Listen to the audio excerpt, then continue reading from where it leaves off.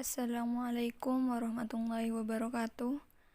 Perkenalkan, nama saya Wasiah Putri Agustin dari MPI C3. Di sini saya akan menjelaskan tentang perkembangan sebagai cabang psikologi. Dalam materi kali ini yang dibahas yaitu terdapat 5 poin penting. Yang pertama, pengertian perkembangan. Yang kedua, pengertian dari psikologi. Yang ketiga, cabang psikologi. Yang keempat, psikologi perkembangan. Dan yang terakhir, manfaat mempelajari psikologi perkembangan. Materi yang pertama yaitu pengertian perkembangan. Apa sih perkembangan? Perkembangan adalah perubahan kecakapan, kematangan fisik, emosi, dan pikiran menuju dewasa.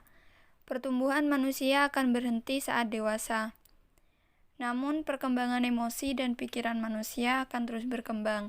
Hal ini menunjukkan bahwa kemampuan tangan kita sudah berkembang seiring bertambahnya usia.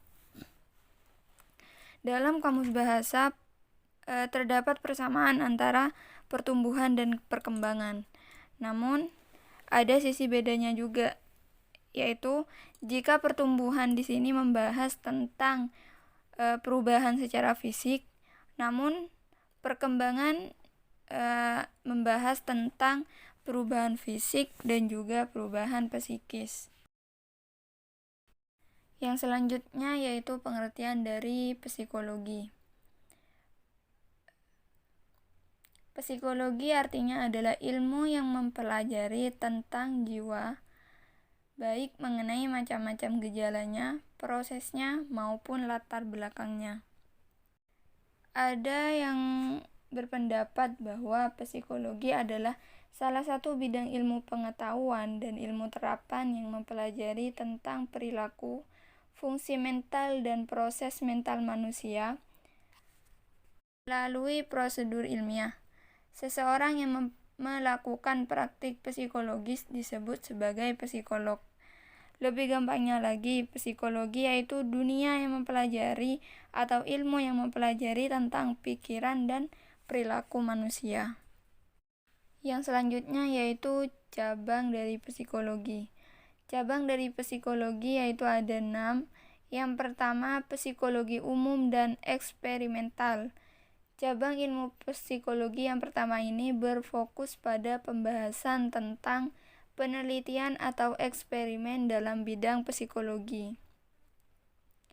Yang kedua yaitu psikologi klinis. Yang ketiga, psikologi perkembangan. Yang keempat, psikologi industri dan organisasi. Yang kelima, psikologi pendidikan. Dan yang terakhir, psikologi sosial. Dalam pembahasan materi ini, kita akan membahas tentang psikologi perkembangan. Apa sih makna dari psikologi perkembangan? Psikologi perkembangan sendiri adalah suatu proses berkembangnya kemampuan individu menjadi karakter serta kepribadian yang lebih sempurna. Kepribadian serta skill manusia berkembang dengan seiring berjalannya waktu dengan proses-prosesnya, mulai dari awal terlahirnya individu tersebut hingga individu itu meninggal. Psikologi perkembangan atau disebut dengan human development adalah studi ilmiah mengenai proses perubahan dan stabilitas yang terjadi sepanjang rentang kehidupan manusia, mulai dari masa konsepsi.